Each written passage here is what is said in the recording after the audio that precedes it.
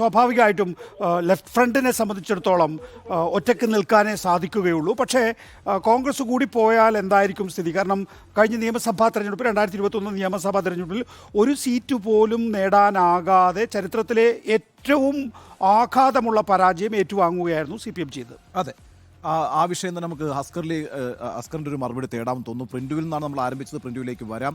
ശ്രീ ഹസ്കർ, ഇപ്പോൾ നികേഷ് ചൂണ്ടിക്കാണിച്ചൊരു പ്രശ്നം, അതായത് നമ്മുടെ മുമ്പിലുള്ളത് 2019 സ്ഥിതിയാണ്. 2019 ബംഗാൾ കാഴ്ചവെക്കുന്ന ഒരു ചിത്രം, തൃണമൂൽ കോൺഗ്രസ് മത്സരിക്കുന്നു, BJP മത്സരിക്കുന്നു, ലെഫ്റ്റ് ഫ്രണ്ട് മത്സരിക്കുന്നു, കോൺഗ്രസ് മത്സരിക്കുന്നു, ഇതിനിടയിൽ പിന്നെ ഇന്ത്യൻ നാഷണൽ സെക്യുലർ ഫ്രണ്ടും മത്സരിക്കുന്നു. അങ്ങനെ 5 ഒരു പഞ്ചകോണ മത്സരമാണ് 2019 നടന്നത്. അതിൻ്റെ അഡ്വാൻറ്റേജ് ആർക്കാണ് ലഭിച്ചത്? നാച്ചുറലി തൃണമൂൽ കോൺഗ്രസ് വലിയ കക്ഷിയായിട്ട് വന്നു. 2ാം സ്ഥാനത്തേക്ക് BJP വന്നു. 2 സീറ്റ് ഓഫ് കോഴ്സ് കോൺഗ്രസിന് കിട്ടി. ലെഫ്റ്റിന് ഒരൊറ്റ സീറ്റ് പോലും കിട്ടിയില്ല. 2021 വരുമ്പോഴും സ്ഥിതിയിൽ ഒരു മാറ്റവുമില്ല. പൂർണ്ണമായും ഇടതുപക്ഷവും അതുപോലെ തന്നെ കോൺഗ്രസും ഒരൊറ്റ അംഗം പോലും ഇല്ലാത്ത ഒരു നിയമസഭയാണ് 2021 നിലവിൽ വന്നത്. ഏകപക്ഷീയമായി മമതയ്ക്ക് വലിയ മുൻതൂക്കം, 77 സീറ്റോടുകൂടി പ്രിൻസിപ്പൽ ഒപ്പോസിഷൻ പാർട്ടിയായിട്ട് BJP വരുന്നു. 2024 വരുമ്പോൾ സത്യത്തിൽ ദേശീയ തലത്തിലൊരു മുന്നണിയുണ്ട്. 2019 2021 ഇല്ലാത്ത ഒരു മുന്നണി സംവിധാനം ദേശീയ തലത്തിൽ രൂപപ്പെട്ടിട്ടുണ്ട്. പക്ഷേ അത് ബംഗാളിൽ വർക്കൗട്ട് ആകുന്നില്ല. എൻ്റെ ചോദ്യം, ഇടതുപക്ഷവും കോൺഗ്രസും വീണ്ടും അരികുവൽക്കരിക്കപ്പെടുകയും ഒരു ബൈപ്പോളാർ പൊളിറ്റിക്സിലേക്ക് ബംഗാൾ മാറുകയും ചെയ്യുന്ന ഒരു സാഹചര്യം 2024 താങ്കൾ ഫോർസീ ചെയ്യുന്നുണ്ടോ? Good evening to all.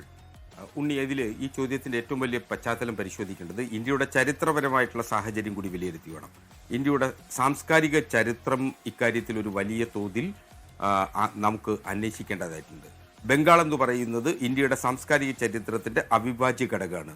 ബംഗാളിൽ നിന്നാണ് ഇന്ത്യ ഒട്ടാകെയുള്ള എല്ലാ സാംസ്കാരിക പ്രക്ഷോഭങ്ങളുടെയും പ്രഭവ കേന്ദ്രമായി നാം കണ്ടിട്ടുള്ളത്.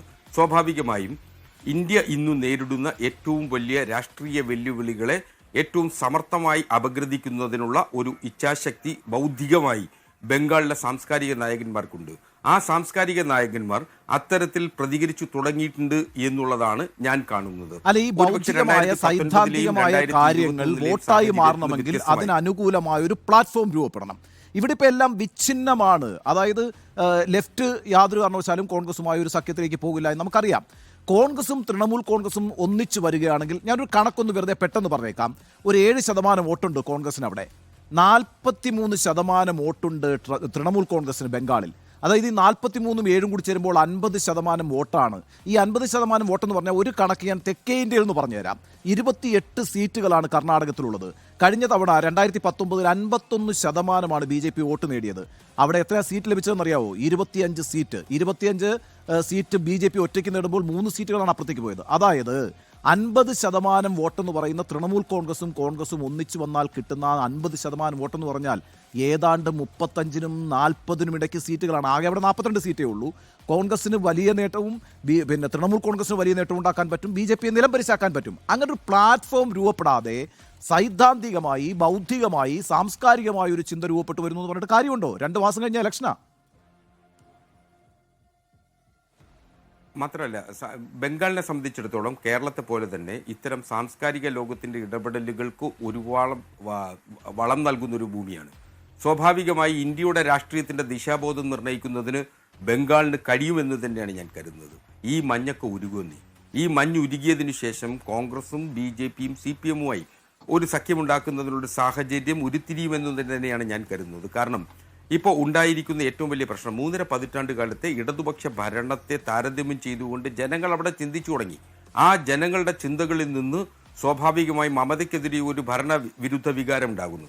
മമതയുടെ രാഷ്ട്രീയം എന്ന് പറയുന്നത് ഒരു ഭരണവിരുദ്ധ വികാരത്തിലൂടെ അത് സൃഷ്ടിച്ചെടുത്ത ജനകീയ വികാരത്തിൽ നിന്നാണ് അങ്ങനെ ഉത്ഭവിച്ചിട്ടുള്ളത്. സിന്ദൂറും നന്ദിഗ്രാമവും ഒക്കെ നമുക്കറിയാം. ആ അനുഭവ പാഠങ്ങളുടെ കൂടി പശ്ചാത്തലത്തിലാണ് മമതയ്ക്ക് ഒരു രാഷ്ട്രീയ മുന്നേറ്റം ഉണ്ടാക്കാൻ ബംഗാളിലായിട്ടുള്ളത്. പക്ഷേ സാഹചര്യം മാറി. രാഷ്ട്രീയമായി ഏറ്റവും വലിയ സംസ്ഥാനത്ത് ഏറ്റവും കൂടുതൽ അഴിമതി ആരോപണങ്ങൾ നേരിടുന്ന ഒരു മന്ത്രിസഭയായി മമതയുടെ മന്ത്രിസഭ മാറിയിട്ടുണ്ട്. സ്വാഭാവികമായി മമതയ്ക്ക് ഇടതുപക്ഷത്തെയും കോൺഗ്രസിനെയും കൂട്ടുപിടിച്ചല്ലാതെ BJPയെ മറികടക്കുന്നുള്ള സാഹചര്യമില്ല. ബംഗാളിലെ ജനത കേരളത്തിലെ ജനതകളെ പോലെ തന്നെ സ്വാഭാവികമായും വായനയും എഴുത്തും ചിന്തയുമുള്ള ജനങ്ങളാണ്. ആ ജനങ്ങൾ അത്തരത്തിൽ തന്നെ ചിന്തിക്കും എന്ന് തന്നെയാണ് എനിക്ക് കരുതാൻ കഴിയുക. ഓക്കേ, അങ്ങനെ അതുകൊണ്ട് തന്നെ ബംഗാൾ ആകട്ടെ. ഒരു You are watching Reporter Evening Show.